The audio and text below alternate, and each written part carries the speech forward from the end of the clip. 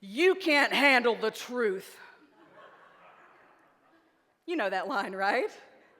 From the 1992 box office hit, what? A Few Good Men, that's right. It's another Tom Cruise movie, not Top Gun, A Few Good Men. So the plot line goes like this. Spoiler alert, by the way, in case you haven't had time to see this 1992 film. Maybe you want to close your ears. Two young Marines are accused of murdering another Marine. And so the young hotshot lawyer, played by Tom Cruise, his character name is Daniel Kaffee, Lieutenant Kaffee. He is representing these two young men, and he wants them to plea. And as he gets into the story, he begins to uncover evidence that they were only acting under the instruction of their commanding officer. Who was the commanding officer? You remember who played that? Jack Nicholson, that's right, playing the part of Colonel Nathan Jessup. And so in a heated exchange with Colonel Jessup on the stand and young hotshot lawyer Lieutenant Kaffee, Kaffee is challenging the colonel. And the colonel says, what? You can't handle the truth. And what happens is the colonel goes into this tirade about how he couldn't possibly understand what it takes to maintain order at Guantanamo Bay. And he basically convicts himself, and he himself then is arrested for the murder of the young man. But what I want to focus on is his most famous line today: you can't handle the truth. And I think those words are an indictment, not just for himself in the movie, but for us as a culture, as a society today. We live in a generation that simply seems to not be able to handle the truth. We can't handle the truth. Why do I say that? Well, among the crises that I named last week as we started this series, when I was talking about the word, the polycrisis, that we're living in a time of polycrisis, here's what I wrote about that: a web of interconnected crises that some believe is civilization-wide. Think of the myriad problems humanity is facing: climate change, ecosystem collapse, global pandemics, violent conflict, economic stagnation, unaffordable cost of living, food and energy scarcity, weakened institutions, systemic inequality, and the breakdown of democracies around the world. And among those crises I didn't name was the breakdown in truth itself. The Rand Corporation, a few years back, said that we are living in an era of truth decay. Would you believe that to be true? I tend to think it is. They suggest 4 reasons that we are living in an era of truth decay. Here's what they cite. Number 1, disagreement about objective facts. Even when the data is clear, people can't agree that these are the facts. Number 2, blurring opinion and fact. The blurring of opinion and fact is most evident to me in cable news. We get 5% fact and 95% opinion on cable news, don't we? And it's blurred our understanding between what's opinion and what's fact. Number 3, opinion overwhelming fact. Opinion and personal experience dominate factual information. And then number 4, declining trust in institutions. Those institutions we used to lean on for understanding what the truth is, we have an eroded trust in those institutions. And so this is probably why in 2016 the Oxford Dictionary chose as their word for the year, quote, post-truth era. Have you heard that phrase? Post-truth era. In 2016, there was a 2,000% spike in people searching up that phrase. Now, can you think back to what was happening in 2016? That was the year of Brexit. Remember Brexit? That was the year of a contentious election in the United States. And so the Oxford Dictionary said that's the word of the year. We are living in a post-truth era.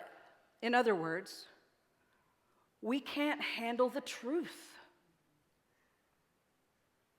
So given this truth decay and life in this post-truth moment, when the truth feels completely unmoored, how might our faith anchor us? That's the question I want to address today. And to help us kind of think about that and lean into that, about how our faith might help anchor us in this post-truth, truth decay moment, we turn to the character of Daniel in the Old Testament. I can think of no better truth warrior in Scripture than Daniel. So let me tell you a little bit about Daniel's life. He was a teenager when his nation was destroyed by Babylon, and the brightest and the best were carted off as slaves to Babylon, including Daniel himself. And so Daniel now is a teenager under King Nebuchadnezzar in Babylon. And Daniel could just he was smart, he was a bright young man, and he could have just kind of fit in, assimilated to the Babylonian culture. But Daniel, being a servant of God, chose to remain faithful to the God of the Hebrews, even though their whole nation had been destroyed, even though the temple was decimated. Daniel held firm to the truth of God. And so he finds himself throughout his life being tested in this way, being challenged by the forces around him, the Babylonian culture that he was embedded in as a slave. And it starts in chapter 1, the chapter that we read part of today, with this challenge about his food. Now, you know what kosher food is, right? It's a strict dietary regime that good Jewish people adhere to. Well, when Daniel found himself as a teenager in the king's court, the king had laid out a meal plan for Daniel that did not comply with the kosher meals of the day. And so Daniel faced a choice. Would he succumb to the king's food, or would he hold fast to the Jewish law and what it required of him?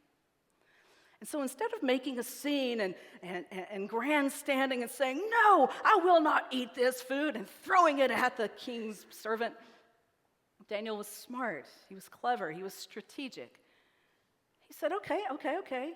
It's my interpretation, right? Okay, I gotcha. How about this? For 10 days, give me and my friends, my other Jewish friends, just give us vegetables and water. Just 10 days, just a little test run, a little pilot project. Let's call it a pilot project here. For 10 days, we'll eat vegetables, we'll drink water, and at the end of the 10 days, you can see for yourself. You can see for yourself if we are as strong and as big and healthy as the other guys here. And so the guard agreed to that, and 10 days after they were fed vegetables and water, what did the scriptures tell us? That he and his friends were stronger and healthier than the other guys in the king's court. That was chapter 1, Daniel as a teenager. Skip ahead to chapter 2. I'm going to give you summaries of sort of Daniel's life. You can see how he leaned into truth and he anchored himself in truth throughout his life. In chapter 2, the king had a dream. And the king turned to all the people in the king's court to figure out who could tell the king what the dream was, first of all, and then interpret the dream for him. And nobody could do it. The king was angry, so the king wanted to execute all of his advisors, including Daniel. And Daniel said, again, strategic, smart. He didn't say, "No, don't kill me." He said, "Just give me a little time. Give me a little time." And he went and he got his friends to pray with him. And God revealed to Daniel the nature of the dream and the interpretation of the dream. And Daniel told the king the dream and the interpretation, and the king was so impressed.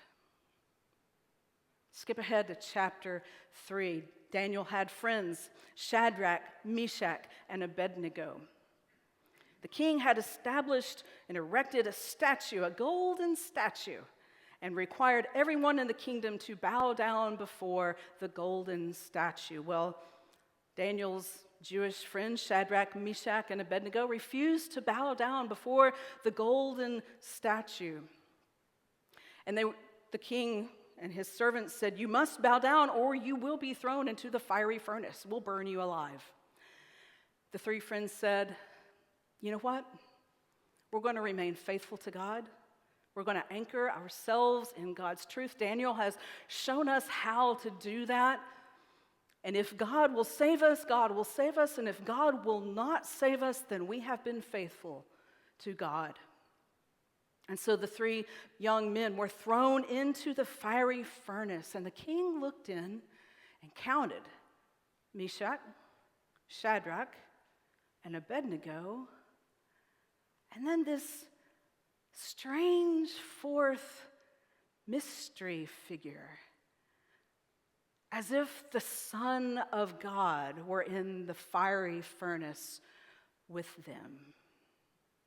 And they were not burned. In fact, when they opened up the fiery furnace, they didn't even smell of smoke.